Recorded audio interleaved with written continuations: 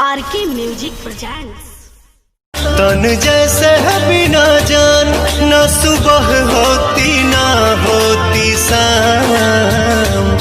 कुछ दिन रख कर अपने धाम में लौटा देना है मेरे राम।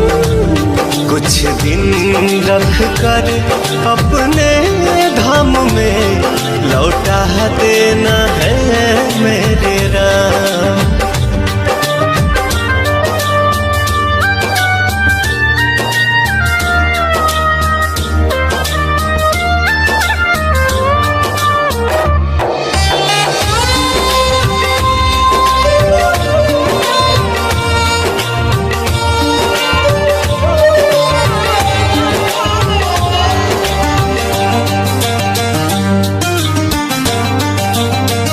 जान जान बेकल है, ना कोई हलचल है।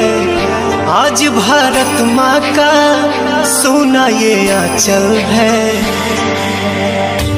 मौत की उम्र क्या है, 2 पल भी नहीं। मौत की उम्र क्या है, 2 पल भी नहीं। लौट के आऊंगा, पूछ से क्यों डरूं। जान जान बेकल है, ना कोई हलचल है। आज भारत माँ का सोना ये आंचल है। लाल देश का महान सरस्वती की जुबान, अभी जननी का बाकी है काम। कुछ दिन रख कर अपने धाम में लौटा देना है मेरे राम।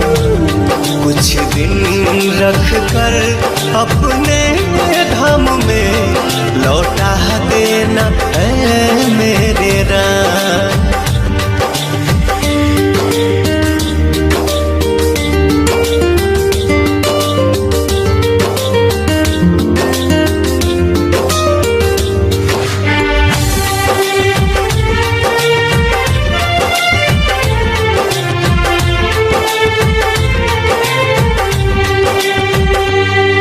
कर सोया है लाल मेरा कोमल है। जुबा पे जय हिंद है, हाथ में कमल है। जूझने का मेरा इरादा न था, मोड़ पर मिलेंगे इसका वादा न था। रास्ता रोककर वह खड़ी हो गई, यूं लगा मौत जिंदगी से बड़ी हो गई। थक कर सोया है लाल मेरा कोमल है। जुबा पे जय हिंद है, हाथ में कमल है।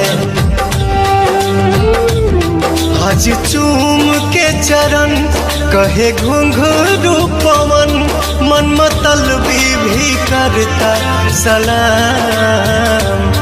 कुछ दिन रख कर अपने धाम में लौटा देना है मेरे राम।